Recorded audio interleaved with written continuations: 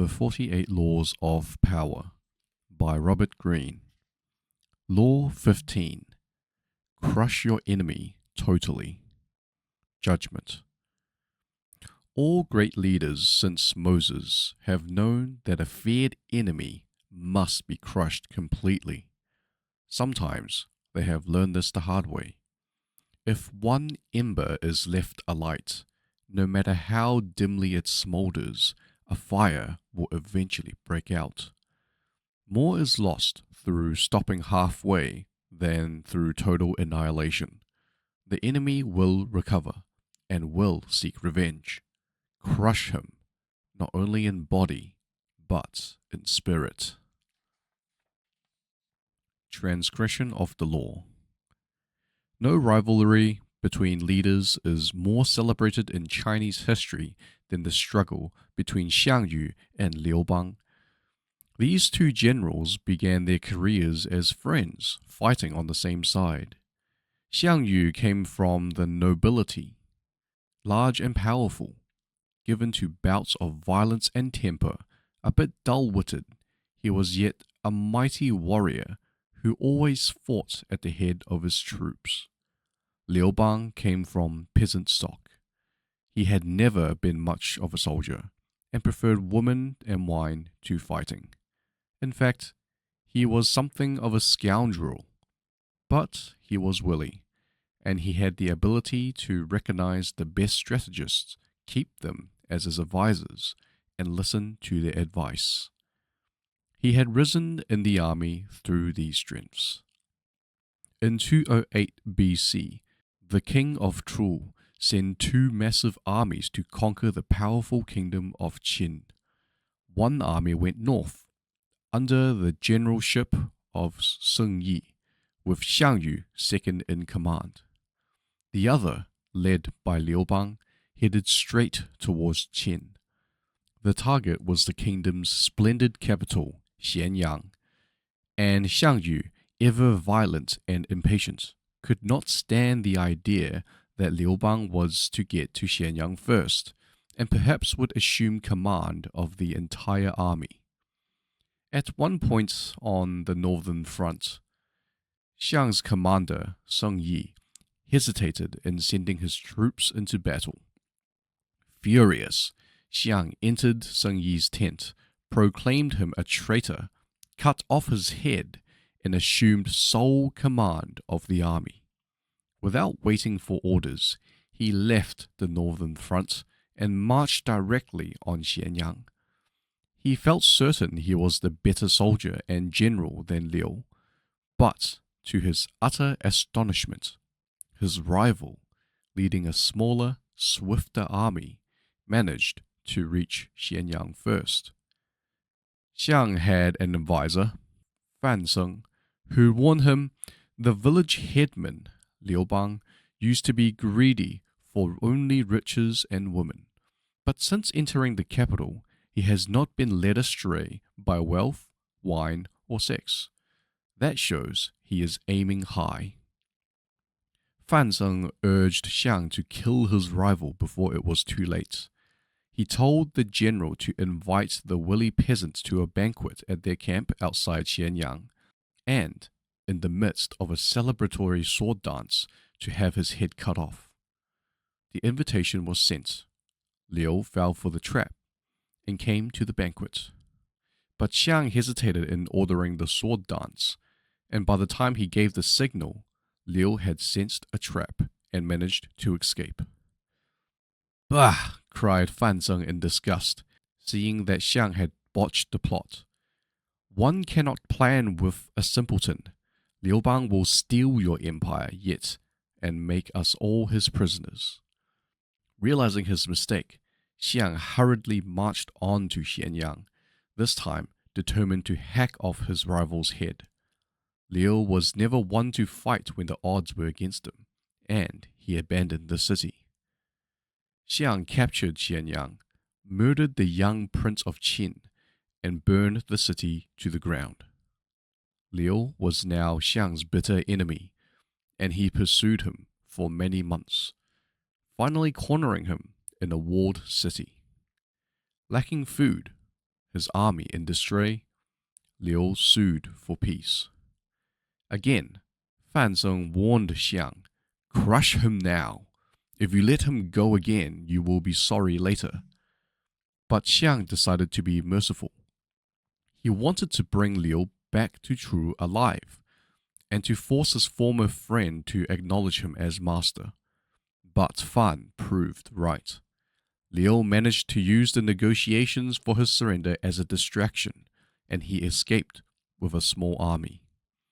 Xiang, amazed that he had yet again let his rival slip away, once more set out after Liu, this time with such ferocity that he seemed to have lost his mind.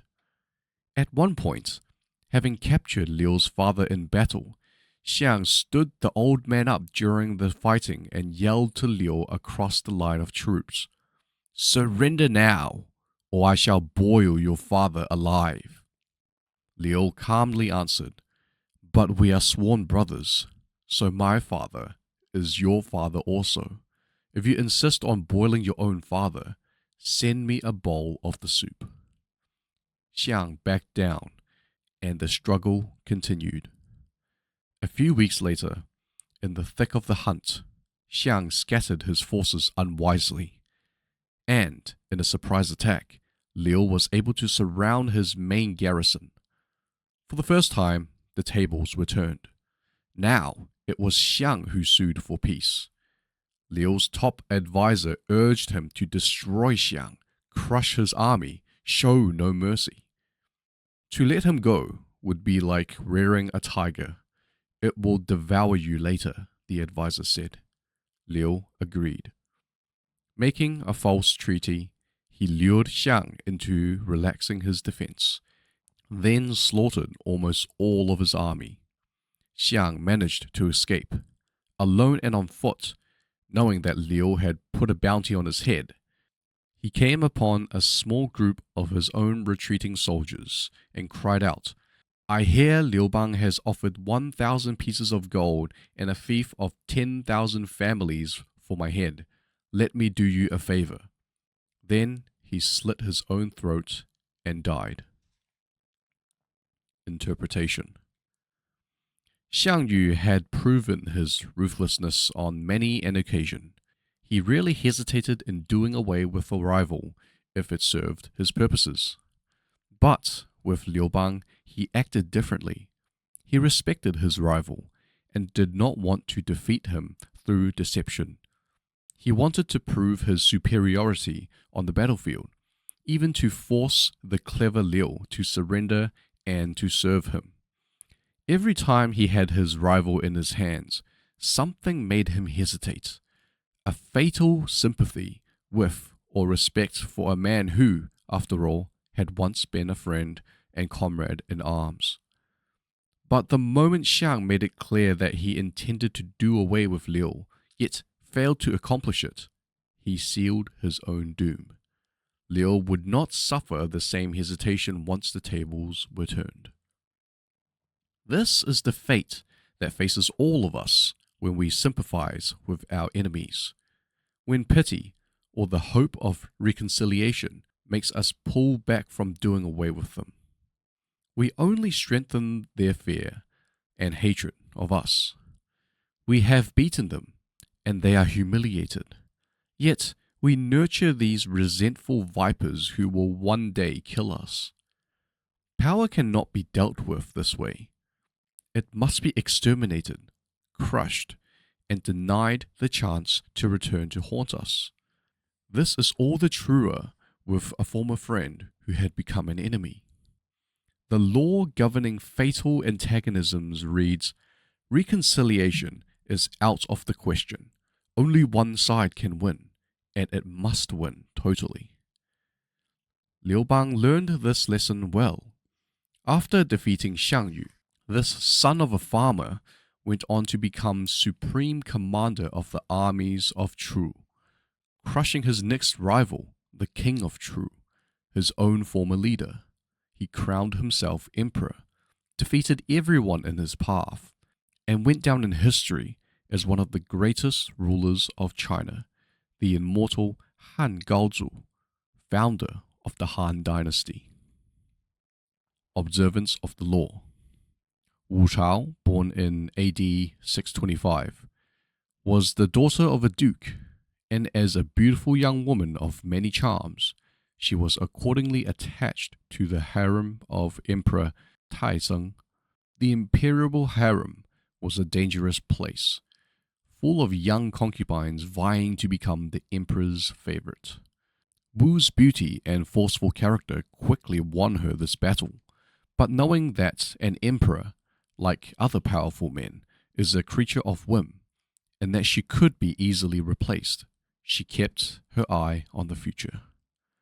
Wu managed to seduce the emperor's dissolute son, Kaozong, on the only possible occasion when she could find him alone, while he was relieving himself at the royal urinal. Even so, when the emperor died and Kaozong took over the throne, she still suffered the fate which all wives and concubines of a deceased emperor were bound by tradition and law. Her head shaven, she entered a convent for what was supposed to be the rest of her life. For 7 years, Wu schemed to escape. By communicating in secret with the new emperor and by befriending his wife, the empress, she managed to get a highly unusual royal edict allowing her to return to the palace and to the royal harem. Once there, she fawned on the empress, while still sleeping with the emperor. The empress did not discourage this. She had yet to provide the emperor with an heir. Her position was vulnerable, and Wu was a valuable ally. In 625, Wu Chao gave birth to a child. One day, the empress came to visit, and as soon as she had left, Wu smothered the newborn, her own baby. When the murder was discovered, suspicion immediately fell on the empress, who had been on the scene moments earlier, and whose jealous nature was known by all. This was precisely Wu's plan. Shortly thereafter, the empress was charged with murder and executed. Wu Chao was crowned empress in her place. Her new husband, addicted to his life of pleasure, gladly gave up the reins of government to Wu Chao, who was from then on known as Empress Wu. Although now in a position of great power, Wu hardly felt secure. There were enemies everywhere. She could not let down her guard for one moment. Indeed, when she was 41, she began to fear that her beautiful young niece was becoming the emperor's favorite. She poisoned the woman with a clay mixed into her food. In 675, her own son, touted as the heir apparent, was poisoned as well. The next eldest son, illegitimate, but now the crown prince, was exiled a little later on trumped-up charges. And when the emperor died in 683, Wu managed to have the son after that declared unfit for the throne. All this meant that it was her youngest, most ineffectual son who finally became the emperor. In this way, she continued to rule. Over the next 5 years, there were innumerable palace coups. All of them failed, and all of the conspirators were executed. By 688, there was no one left to challenge Wu. She proclaimed herself a divine descendant of Buddha, and in 690, her wishes were finally granted. She was named Holy and Divine Emperor of China. Wu became emperor because there was literally nobody left from the previous Tang dynasty, and so she ruled unchallenged for over a decade of relative peace. In 705, at the age of 80, she was forced to abdicate. Interpretation. All who knew Empress Wu remarked on her energy and intelligence. At that time, there was no glory available for an ambitious woman beyond a few years in the imperial harem, then a lifetime walled up in a convent. In Wu's gradual but remarkable rise to the top, she was never naive. She knew that any hesitation, any momentary weakness would spell her end. If, every time she got rid of a rival, a new one appeared, the solution was simple. She had to crush them all or be killed herself. Other emperors before her had followed the same path to the top. But Wu, who, as a woman, had next to no choice to gain power, had to be more ruthless still. Empress Wu's 40-year reign was one of the longest in Chinese history. Although the story of her bloody rise to power is well known, in China, she is considered one of the period's most able and effective rulers. Keys to power. It is no accident that two stories illustrating this law come from China. Chinese history abounds with examples of enemies who were left alive and returned to haunt the lenient. Crush the enemy is a key strategic tenet of Sun Tzu, the 4th century BC author of The Art of War. The idea is simple. Your enemies wish you ill. There is nothing they want more than to eliminate you. If, in your struggles with them, you stop halfway, or even 3/4 of the way, out of mercy or hope of reconciliation, you only make them more determined, more embittered, and they will someday take revenge. They may act friendly for the time being, but this is only because you have defeated them. They have no choice but to bide their time. The solution? Have no mercy. Crush your enemies as totally as they would crush you. Ultimately, the only peace and security you can hope for from your enemies is their disappearance. Mao Zedong, a devoted reader of Sun Tzu and of Chinese history generally, knew the importance of this law. In 1934, the communist leader and some 75,000 poorly equipped soldiers fled to the desolate mountains of western China to escape Chiang Kai-shek's much larger army, in what has since been called the Long March.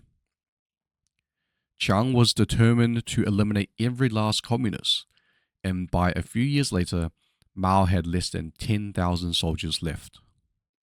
By 1937, in fact, when China was invaded by Japan, Chiang calculated that the communists were no longer a threat. He chose to give up the chase and concentrate on the Japanese. 10 years later, the communists had recovered enough to rout Chiang's army. Chiang had forgotten the ancient wisdom of crushing the enemy. Mao had not. Chiang was pursued until he and his entire army fled to the island of Taiwan. Nothing remains of his regime in mainland China to this day. The wisdom behind crushing the enemy is as ancient as the Bible. Its first practitioner may have been Moses, who learned it from God himself. When he parted the Red Sea for the Jews, then let the water flow back over the pursuing Egyptians, so that not so much as one of them remained. When Moses returned from Mount Sinai with the 10 Commandments and found his people worshipping the golden calf, he had every last offender slaughtered. And just before he died, he told his followers, finally about to enter the promised land, that when they had defeated the tribes of Canaan, they should utterly destroy them, make no covenant with them, and show no mercy for them. The goal of total victory is an axiom of modern warfare, and was codified as such by Karl von Clausewitz, the premier philosopher of war. Analyzing the campaigns of Napoleon, von Clausewitz wrote, "We do claim that direct annihilation of the enemy's forces must always be the dominant consideration. Once a major victory is achieved, there must be no talk of rest, of breathing space, but only of the pursuit. going for the enemy again, seizing his capital, attacking his reserves, and anything else that might give his country aid and comfort. The reason for this is that after war come negotiation and the division of territory. If you have only won a partial victory, you will inevitably lose in negotiation what you have gained by war. The solution is simple. Allow your enemies no options. Annihilate them, and their territory is yours to carve. The goal of power is to control your enemies completely, to make them obey your will. You cannot afford to go halfway. If they have no options, they will be forced to do your bidding. This law has applications far beyond the battlefield. Negotiation is the insidious viper that will eat away at your victory. So give your enemies nothing to negotiate, no hope, no room to maneuver. They are crushed, and that is that. Realize this. In your struggle for power, you will stir up rivalries and create enemies. There will be people you cannot win over, who will remain your enemies no matter what. But whatever wound you inflicted on them, deliberately or not, do not take their hatred personally. Just recognize that there is no possibility of peace between you, especially as long as you stay in power. If you let them stick around, they will seek revenge, as certainly as night follows day. To wait for them to show their cards is just silly. As Empress Wu understood, by then it will be too late. Be realistic. With an enemy like this around, you will never be secure. Remember the lessons of history and the wisdom of Moses and Mao. Never go halfway. It is not, of course, a question of murder. It is a question of banishment. Sufficiently weakened and then exiled from your court forever, your enemies are rendered harmless. They have no hope of recovering, insinuating themselves and hurting you. And if they cannot be banished, at least understand that they are plotting against you and pay no heed to whatever friendliness they feign. Your only weapon in such a situation is your own wariness. If you cannot banish them immediately, then plot for the best time to act. Reversal. This law should very rarely be ignored, but it does happen that it is better to let your enemies destroy themselves, if such a thing is possible, than to make them suffer by your hand. In warfare, for example, a good general knows that if he attacks an army when it is cornered, its soldiers will fight much more fiercely. It is sometimes better, then, to leave them an escape route, a way out. As they retreat, they wear themselves out, and are ultimately more demoralized by the retreat than by any defeat he might inflict on the battlefield. When you have someone on the ropes, then, but only when you are sure they have no chance of recovery, you might let them hang themselves. Let them be the agents of their own destruction. The result will be the same, and you won't feel half as bad. Finally, sometimes, by crushing an enemy, you embitter them so much that they spend years and years plotting revenge. The Treaty of Versailles had such an effect on the Germans. Some would argue that in the long run it would be better to show some leniency. The problem is, your leniency involves another risk. It may embolden the enemy, which still harbors a grudge, but now has some room to operate. It is almost always wiser to crush your enemy. If they plot revenge years later, do not let your guard down, but simply crush them again.